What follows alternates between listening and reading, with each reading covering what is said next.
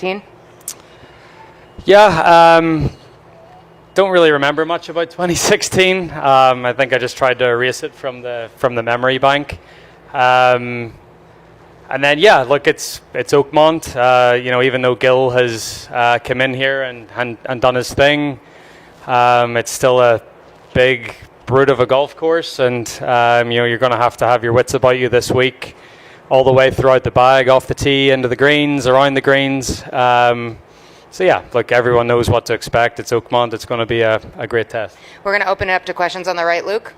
Rory, I know the driver plays a role, but if the ball's been getting away from you off the tee a little bit, there's presumably some kind of technical thing going on too. Just wondering if what you've identified in your swing and what you're working on about it. Yeah, I think it's a little bit of both. I think, especially trying to hitting a lot of drivers. Every driver is sort of has its own character, and you're trying to manage the misses. So it's definitely a little bit of both. But yeah, I feel like I've, as the last few weeks go, I think I learned a lot on Thursday, Friday last week, and did a good bit of practice at home, and feel like I'm in a better place with everything going into this week. And what did you learn at home? I learned that I wasn't using the right driver. Where's the mic? Oh, right here to Gabby. Rory, you told us at the PGA that you've accomplished everything you want to accomplish in the game. Feels like there's kind of phase 2 happening right now of Rory McIlroy's life. What is your 5-year plan for this next phase of Rory? I don't have one. I have no idea. I'm sort of just taking it tournament by tournament at this point. I've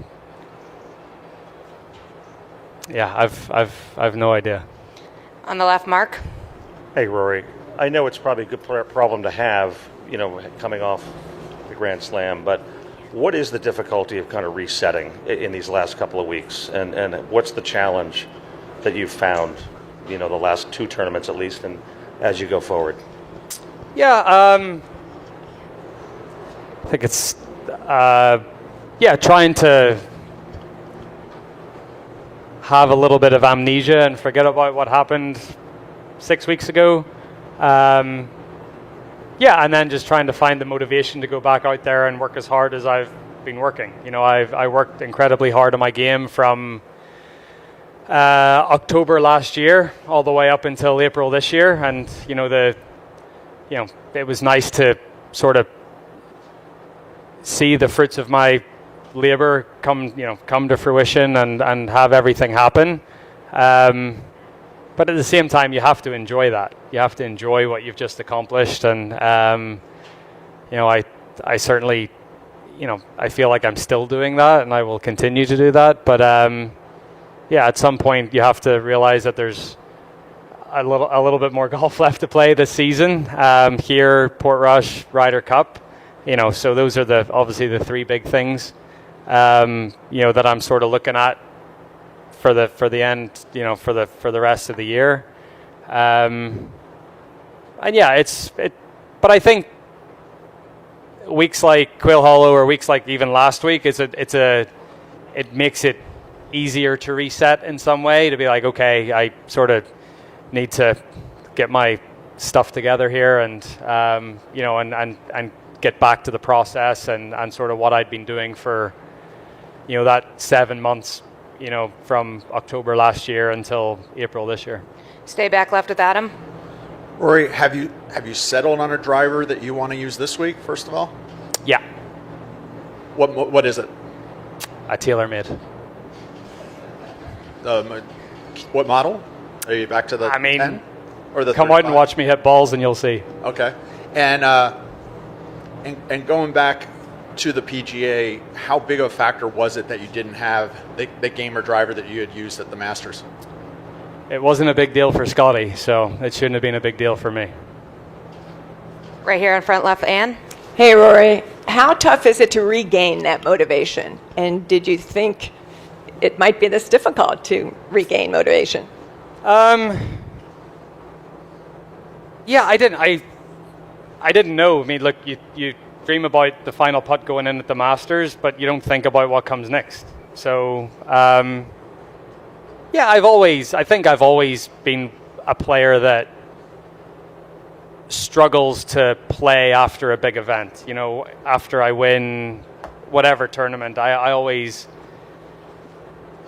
struggle to show up with motivation the next week, because you've just accomplished something and you want to enjoy it, and you want to, you know, sort of relish the fact that you've achieved a goal.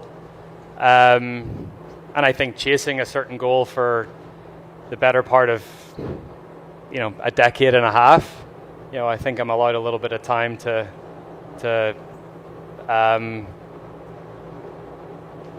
you know, relax a little bit. But, you know, we're here at Oakmont, and I certainly can't relax this week. Far right to Kira. Rory, in the aftermath of the Masters tournament, a lot more demands on your time, even more so than usual. What have you been doing off of the golf course to kind of get back to baseline in the personal sense outside of golf? Yeah, basically saying no to every request that comes in. Trying to get home as much as possible. Yeah, I'm trying to just do the things that I enjoy. You know, like, that was one of my goals for this year, was to have more fun, and that's what I'm trying to do. I'm trying to have more fun. We're trying to take more trips. We're just trying to do things that I enjoy and get back to, you know, having hobbies and, you know, filling my time with the things that I want to do. I think that's been a big, but that hasn't just been post Augusta. I've been trying to do that for a while. I've started to play a lot of tennis again. Like, Harry and Niall play tennis pretty much every week when we're on the road, and I've always been like, I don't want to injure myself, I don't want to whatever, but like, I miss not playing, and so Harry and I played quite a bit of tennis last weekend. So that was good fun. And again, just like traveling and, you know, seeing the world, and, you know, giving Poppy that opportunity to see the world at such a young age, I think is a wonderful opportunity for her. So, yeah, just that sort of stuff. Front left, Gary. Rory, when you won this in 11, golf course was soft. And so there was this reputation building that soft was your friend. And you mentioned 16, and that was the soft part of the resume for you with respect to this championship. And then the last 6 years, you've been as good as anybody. And you're also really good on firm conditions. Explain the evolution of you being as good as you are in this championship now, and also on firm conditions. Is it psychological? Is it ego-driven? Is it physical? What is it? I think it's probably a combination of both, or everything. I didn't like that reputation because I felt like I was better than that reputation. So that's ego-driven in some way. But I allude to this all the time. Like, I missed the cut at the US Open in 2016, 2017, and 2018. And, you know, here in 16, Erin Hills in 17, which, you know, is what it is. And then 2018 at Shinnecock, I felt Shinnecock was a really hard one because I love that golf course. And to perform the way I did there, like, it really, like, it hurt me. So I made a decision to be like, okay, I want to, you know, and then I would go back, I'd play Hartford the next week, and I'd feel really comfortable on a PGA Tour setup. And then I think it was that week where it clicked. It's like, why am I so comfortable here in Hartford, but last week I had no clue what to do. So that's when, you know, I made the decision at that back end of 2018 into 2019. I want to try to build my game around the toughest tests that we have in the game. And then, you know, as you've seen since 2019, you know, 6 top 10s in a row with this tournament, obviously finished second the last 2 years in a row. And I've definitely become a much more competent US Open player, and I'm way more comfortable on those firm, fast setups like you saw at Pinehurst last year and LACC the year before that. So I honestly, the U.S. Open probably went from my least favorite major to almost my favorite because of what it asks of you, and I love that challenge. Standing on the right, Brentley. This might be a little bit of a silly question, but how much more of a factor is just finding the ball in the rough this week, let alone hitting it, compared to other U.S. Opens, other majors, other tournaments? Yeah, I'm glad we have spotters up there because I played last Monday, just in Druck's outing, and you hit the ball off the fairway and you were looking for a good couple of minutes just to find it. So it's very penal if you miss. Sometimes it's penal if you don't miss. But that's the person with the most patience and the best attitude this week is the one that's going to win. Front left, Jeff. Rory, besides the lost ball element, what did you learn about the course on your scouting trip, and what have you seen in how it's changed in the week since that? Yeah, there's definitely been a little bit of rain since that Monday. Last Monday felt impossible. I birdied the last 2 holes for 81, so it felt pretty good. Didn't feel like I played that bad.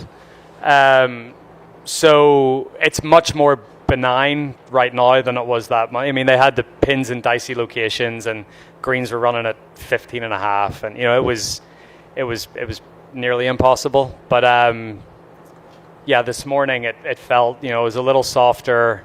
The pins aren't going to be on 3 or 4% slopes all the time, so if you put it in the fairway, it's certainly playable. But then you just have to think about leaving your ball below the hole and trying to make as many pars as you can, and you get yourself in the way of a few birdies. That's a bonus. A few more on the left, Bob. Rory, at the Players, you didn't drive it great, at least early in the week, but yet you overcame it. You fought your way through it and shot some good scores. Obviously, won.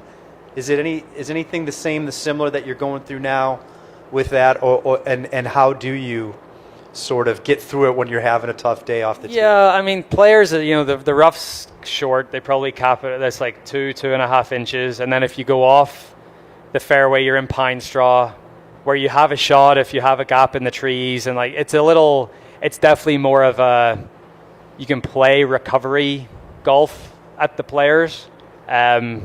This place won't let you do that. You got to chop it out and then just try to make a par from with a wedge in your hand. So yeah, I felt like I drove the ball okay at Augusta, but again, it's a recovery golf course. You've hit it offline, you can find gaps in trees and you can do something with it.